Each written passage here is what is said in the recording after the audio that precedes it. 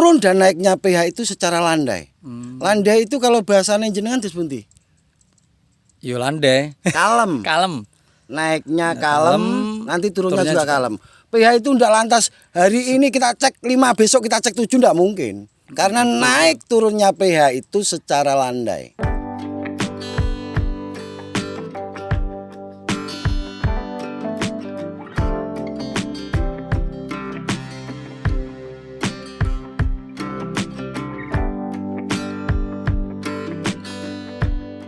Assalamualaikum warahmatullahi wabarakatuh. Masih bersama saya Budi Setiawan di channel Gusman Bojonegoro. Yang sekarang ini lagi sidak di lahan saya, Desa Bendo, Kecamatan Kapas, Kabupaten Bojonegoro. Nah, ini di belakang saya ini adalah tanaman saya, umur 28 HST. Aku nyekeli Pak Jen penak tangan sampean. Cerita. Benihnya Benih varietas apa? Varietas Tajuk Menteri. Tajuk Menteri Dari berapa Pak kilo? Menteri ini, dari Pak Menteri itu kemarin 100 kilo ditambah imboe mbuh piro kae setengah sak kae terus kurang sekitar 5 kilo. Jadi 100 tambah kira-kira 5 kilo 110 kilo. 110 kilo. Ini 110 kilo. HST berapa ini? HST 28. Sudah dipupuk berapa kali? Pupuknya 4 kali. 4 kali. 28 HST. 28 HST 4 kali. 4 umur kali itu 4 kali sekalian dasaran, pupuk dasar. Enggak ada dasaran. Enggak ada dasaran. Enggak ada dasaran. Pupuknya langsung pupuk pertama, enggak ada dasaran. Jadi pupuk pertama, kedua, ketiga, keempat. Keempat. Ceritakan dong Pak, pupuknya pakai apa saja, nanti kita obrolkan masalah tanaman ini kurang apa. Pupuk pertama NPK Mutiara 5 kilo, NPK granul yang dari pemerintah tapi tidak subsidi itu 5 kilo. Saya oplos dengan Petroganik 10 kilo untuk meratakan. Itu umur 14 hari. 14 hari. Terus lagi saya pupuk lagi itu berapa kilo ya? Takarannya pakai bak kecil itu, pakai bak cor loh. Ada 10 kilo? Enggak ada. Enggak ada. Sekitar 5 kilo. 5 kilo itu habis 2 bak. Berarti 10 kilo. 10 kilo. Umur kedua hari berapa, Pak? Umur 18 atau 19 loh. Lupa aku. Kira-kira umur 18. Pupuk lagi ketiga. Pupuk lagi ketiga umur 22 atau 21 ya. Umur 22 atau 21 loh. Pupuk keempat. Kemarin hari apa itu? Hari 26-an. Ya 26-an itu. Ini 28 HST sudah dipupuk 4 kali. Ya Pak ya? Ya. Kurang lebih 4 kali sekitar 50 kiloan, 60 kiloan. Enggak ada. 50 kilo. 40 kilo berarti oh 40 kilo. Ya 40 kilo. Sekitar 40 kilo. Nah, Terakhir. Saat ini kalau kita lihat kan saya kesini enggak disuruh. Wah ini bagus kan enggak? Enggak. Saya suruh ngorek kita kesini. Iya. Keluarnya sampean apa dulu? Keluarnya batangnya enggak tegak, maksudnya kurang kokoh. Kelihatannya rawan boler nih. Karena over pupuk. Jadi pupuknya tidak ada yang pupuk Jokowi, walaupun tadi pupuk dari pemerintah tapi bukan non subsidi. Jadi tetap bukan pupuk Jokowi. Ini batangnya kurang tegak. Bisa diirek maupun di Kama Sutra. Lah itu loh yang saya bercanda. Yang saya pingin kan ini ramuan irek di CTA itu. Sama Kama Sutra double. Kalau saya ini ditunggu nanti, kalau saya sih kalau pertumbuhannya masih seperti ini masih bisa dipupuk, tapi pupuknya cukup pakai kalium. Kalau batangnya dirasa kurang besar, cukup pakai fosfat, tapi kita pakai metode yang lain. Bukan seperti yang sudah main pupuk enggak. Ini karena saya itu sudah percaya sama Pak Bud, beliau ini termasuk senior. Jadi jam pupuk saya biarkan, saya pura-pura agak paham, gak ngerti. Sebenarnya awalnya mau tak buat metode sebelum pupuk, 3 hari sebelum pupuk kita kasih dolomit atau kapur tanah yang lain. Itu biar pH itu standar normal. Ini pH-nya pasti low. Turun bukan low tapi turun. Turun karena kemarin sebelum dipupuk itu kan saya tidak tahu, yang keempat dipupuk itu tidak tahu. Saya hari Sabtu saya cek pH itu masih di angka 6. Saya lapor ke Masnya ngene Ahmad Tabiin oleh Pak Mas Ahmad Tabiin disuruh pakai sebenarnya Saprodap saja, itu pun berapa kilo gitu lah. Tahu-tahu hari Senin sudah dipupuk sama ibu sama bapak. Pupuknya pakai NPK tadi 10 kilo, kira-kira 10 kilo itu. Nah sekarang tadi saya cek sama Pak Kan, itu rata-rata 5. Rata-rata 5, berarti di bawah standar. Iya. Oke, ini sama Master Tabiin. Awalnya disuruh Master Tabiin, saya kenalkan dulu. Master Tabiin ini salah satu petani bawang merah yang ada di Demak sono, Suwono. Itu teman saya dulu. Teman dari kecil. Sampai saat ini teman dari kecil. Oke, Mas Tabiin benar dikasih suruh ngasih Saprodap. Sementara Saprodap itu kandungannya juga N dan P, bukan karena tidak ada K-nya. Alasannya Mas Tabiin apa? Alasannya karena pH-nya itu kan 6. Ya. Kalau pakai ada K-nya itu cenderung nanti pH-nya turun. Oke. Makanya hanya pakai Sapor N sama P. Oke. Biar masih bisa diserap oleh tanaman. Kan N kalau di pH 6 masih bisa diserap tanaman. P juga masih bisa diserap tanaman. Sedangkan untuk K itu minimal harus 6,5 pH-nya. Sekarang sedikit saya perjelas kenapa saat ini pH-nya 5 dan belum.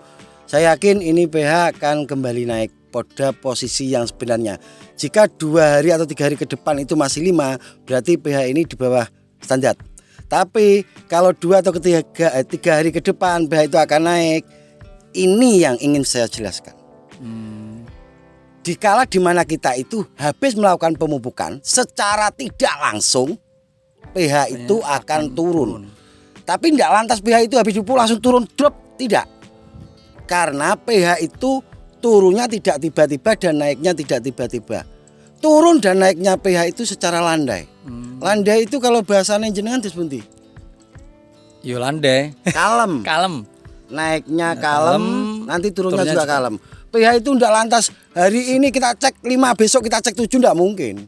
Karena naik turunnya pH itu secara landai. Jadi ini belum tentu bisa dibilang pH-nya posisi yang semestinya belum. Karena kemarin 2 hari yang lalu habis dipupuk. Siapa tahu lusa sudah kembali normal. Dia akan kembali pada posisi yang sebenarnya.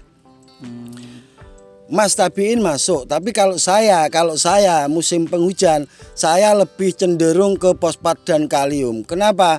Kalium itu untuk menekan, selain untuk pengumbian ya, itu untuk menekan pertumbuhan dan untuk menjaga imun tanaman itu dari serangan penyakit.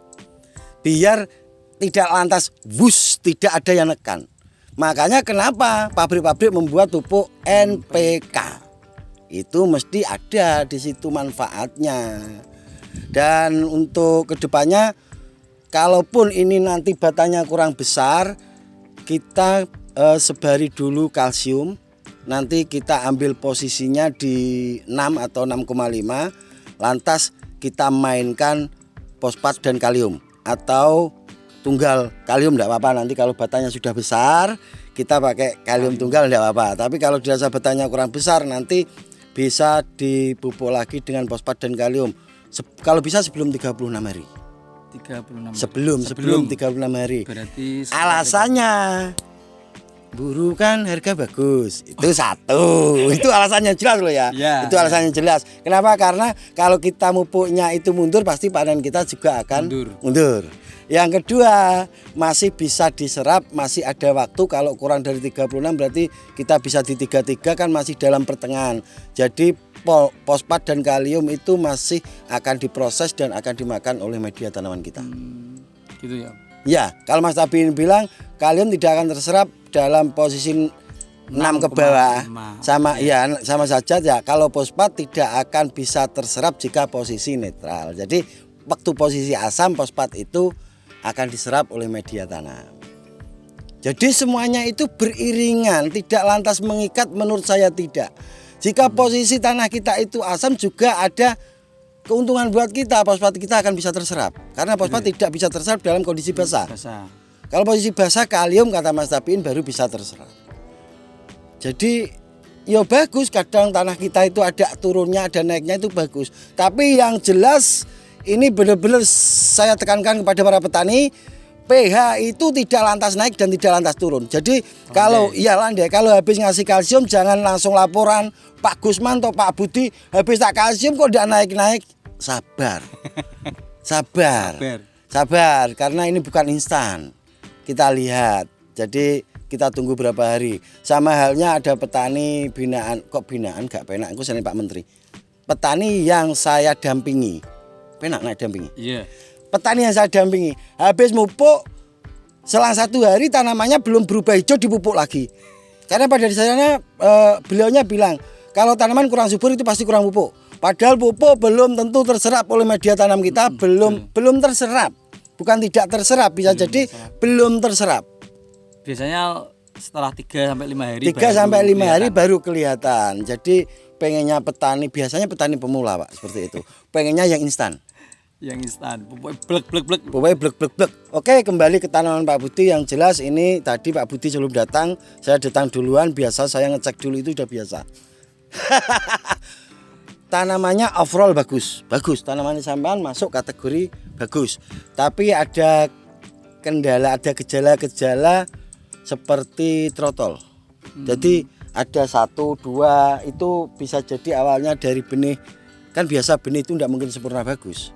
Benih dari manapun, walaupun sudah ada tekene, itu pasti akan ada 1, 2 itu ada. Itu pasti ada. Ya, mulai seperti itu. Ya seperti itu harusnya normal. Dicabut normal. Tapi tadi cerita Pak Budi, kata Pak Samsudin habis di trikoderma dia berdiri lagi.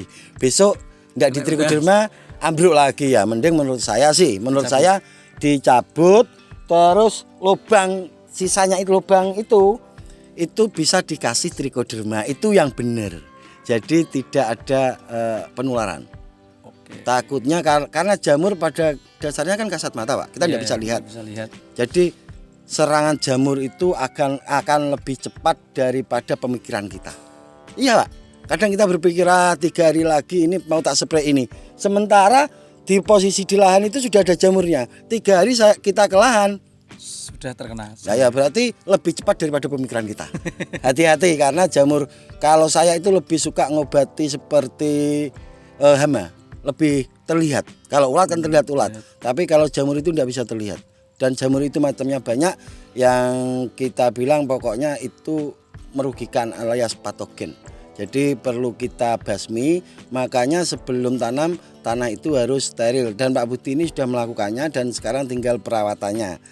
Menurut saya sih, saya tidak menyalahkan Pak Samsudin. Pak Samsudin itu senior saya. Bapaknya Pak Budi. Pak Samsudin itu masih suka begini. Ini bagusnya tak kasih pupuk lagi tanpa harus melihat keinginan kondisi tanaman. Tanamannya sebenarnya sudah subur. Masih dipupuk lagi. Seperti itu. Tapi sampean tidak boleh marah. Ya enggak, wong tujuannya.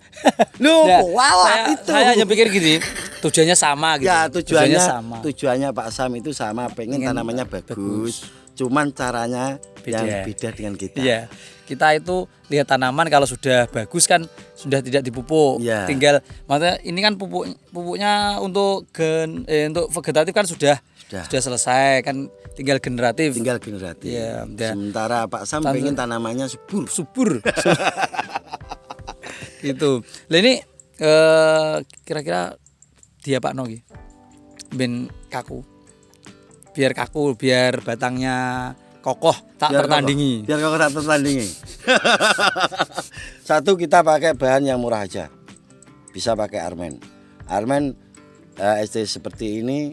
Saya jamin kalau makainya 1 liter per tangki 16 liter sudah bisa masuk. Kalau sudah masuk generatif, ini kan sudah perubahan fase, ini sudah mau perubahan fase ya, mau pembentukan pembentukan anakan. Jadi bisa menggunakan Armen, bisa menggunakan silika dari pabrik. Tidak menutup kemungkinan kalau orang yang kurang percaya sama Armen bisa beli di pabrik, ada silika. Dan ya nanti kalau pengen tegak lagi, pupuk jangan pakai N, sikat fosfat dan kalium. Dia akan membantu batangnya itu tegak. Iya. Jadi bisa dari bawah, bisa dari atas. Masih bisa boleh dipupuk lagi nih? Masih. Kenapa tidak? Akhirku terakhir ya. Loh, tapi pupuknya Pak kita setting. Pupuknya pakai P dan K. Ya, pupuknya pakai P dan K. Jadi cenderung tidak akan modot. Tapi dia akan pembentukan batang dan pembentukan umbi karena sudah masa perubahan dari vegetatif ke generatif. Ini tanaman Pak Budi ini bahaya-bahaya nih tanaman saat ini. Karena tanaman yang merubah fase dari vegetatif ke generatif itu sangat rentan terserang penyakit karena imun tubuhnya kurang kuat. Hujan terus. Hujan terus. Dan untuk fungisida bisa memakai seperti ini, bisa pakai Remazol P saat ini. Iya, kita tekan pakai Remazol P karena Remazol P itu bisa membantu dari vegetatif generatif, membantu mempercepat perubahan fase dari vegetatif generatif. Dia akan menekan pertumbuhan dan tanaman akan merubah fase dari vegetatif generatif. Inilah saatnya masuk Remazol P. Saat ini bisa. Berapa mili Pak biasanya? Kalau berapa mili kita lihat di kemasan. Tapi menurut saya jangan lebih dari 30 mili. Cukup 25 mili bisa menekan pertumbuhan sudah. Maksimal 30 mili. Untuk menekan pertumbuhan, tapi tetap akan ada sedikit efek kuningnya itu pasti. Tapi efek kuning nanti kalau pengen membuat hijau lagi, kalau efeknya cuma kena Remazol P itu kan gampang, Pak. Kasih MG SO4. Bisa dikasih MG SO4. Kalau pengen ngasih Butogro bisa dikasih Butogro atau POC yang lainnya. Kan banyak Pak ya. Jadi tanaman itu sebenarnya bisa disetting. Maksud saya gini, kita mempercepat panen. Kalau tanaman ini pengen dipercepat panen, tanaman seperti ini masih bisa disetting. Ini kita spray pakai Gandasil buah. Ini pupuk legend. Ya, dari kita belum lahir sudah ada. Sudah ada. Ini pupuk legend yang benar-benar bisa membantu kita untuk mempercepat panen kita. Gandasil buah. Kalau biasanya panen di 60, saya yakin di 52, 53 kalau kita rutin memakai Gandasil buah, itu akan panen di 52, 53 sudah panen. Jadi seminggu lebih awal akan bisa panen. Tapi soal tonase aku yakin tanaman apapun yang kita tanam jika usianya itu lebih cepat panen, tonasenya akan lebih sedikit. Cenderung seperti itu ya Pak ya? Iya. Betul. Kalau 60 ke atas pasti tonasenya bagus ya. Bagus. Pernah itu kemarin pas bibit dari Mas Hendro itu saat ini dapat 14 kintal. 14 kintal. Bibit 1 kintal. Rata-rata karena lahan di Bojonegoro itu beda dengan Bojonegoro Tengah. Ini Bojonegoro Tengah Pak ya, termasuk atau pinggiritan. Tanah ya di sini itu tonase 1:10 banding 11 itu sudah rata-rata segitu Pak ya. Tapi kalau di daerah Mas Indro, daerah pegunungan itu bisa banding 20. Beda-beda lahan. Jadi kita tahu karena agroklimatnya itu sudah beda. Dipaksakan apapun di sini kalau kita pupuknya kurang dikasih pupuk banyak umur 30 sudah selesai. Iya. Iya, boler. Terlalu cepat. Jadi butuh proses olah lahan yang benar-benar tidak instan. Jadi perlahan-lahan kita tata bed dengan kita. Nanti kalau lahan kita itu sudah benar-benar maksimal, saya yakin tonasenya tetap akan naik ya Pak ya. Siap. Pesan-pesan untuk teman-teman untuk biar tanam atau gimana, atau karena saat ini ada apa, monggo. Untuk teman-teman yang mau tanam bawang merah diperhatikan olah lahannya. Olah lahan yang bagus, dicek pH-nya, kalau belum sampai mendekati standar jangan tanam. Terus pupuknya tidak usah lihat perkembangan tanaman. Jika sudah subur, jangan terlalu banyak pakai pupuk. Ya, karena kalau over kita sendiri yang rugi. Dan saat ini banyak kasus seperti itu. Rata-rata tanaman yang over subur suka sampai 15-20 HST, nanti masuk di 28. Ya berarti barengan sampai niki. Sekarang banyak yang ngeluh ke saya itu pada molet. Iya, saya juga khawatir milik saya yang boler ya. Terlalu vigor. Jadi tanaman sampean bisa ditekan pakai Remasulpe. Jadi bisa untuk menghindari terlalu vigor bisa dipupuk P dan K. Sebelumnya bisa disebari kalsium, tidak apa-apa. Karena salah satu tujuan kita ngasih kalsium itu, kata Master Mujianto Ngantulan, teman saya itu dulu. Itu Master Organik. Dia kalau mupuk itu dibungkus pakai kalsium. Tujuannya, tak tanya, Mas, apa ndak ngikat pupuknya yang lain? Ndak, Mas, ini biar pupuk itu termakan oleh media tanam itu tidak secara langsung. Slow release. Dicoba seperti itu. Jadi terus saya berpikir seperti ini, kalau ada versi yang bilang fosfat akan terikat oleh kalsium atau apa, saya ambil di tengah-tengahnya. Bukan terikat, tapi akan bergantian diserap oleh media tanam kita. Kayaknya itu yang lebih bijak. Tapi kita tidak menyalahkan yang bilang memang karena dia punya teorinya fosfat akan terikat oleh kalsium. Kalaupun terikat nanti fosfat kalau tidak bisa terurai, kita bisa nyepray pakai MBP atau pakai PGPR. Mal bonggol pisang atau PGPR. Jadi tetap ada jalannya, dalang ora kurang besar ora kurang lakon pokoknya. Jadi tetap ada. Makanya saya selalu bilang tanam bawang merah dimanapun, di dataran tinggi, dataran rendah, dataran blenyek, dataran apapun, itu potensi panen kalau mau belajar. Iya Pak ya. Iya. Dan kita terus belajar terus ya padahal kita belajar terus sih dari channel Gusman. Tapi saat ini saya nemani beliau langsung yang ngonten di sini. Pokok saya ngikut. Nanti habis ini kita biasa ke Pondok Salak. Monggo Pak Bud ditutup. Ya. Demikian tadi bincang-bincang bersama Gusman Bojonegoro dengan saya Budi Setiawan. Pak Budi Setiawan. Pak Guru kok. Ya sudah. Guru di sekolahan, kalau di lahan Budi Setiawan. Tadi saya diculik sama Om Gusman ini ya. Terima kasih. Sampai jumpa. Salam para petani Indonesia. Salam sejahtera. Assalamualaikum warahmatullahi wabarakatuh. Waalaikumsalam warahmatullahi wabarakatuh.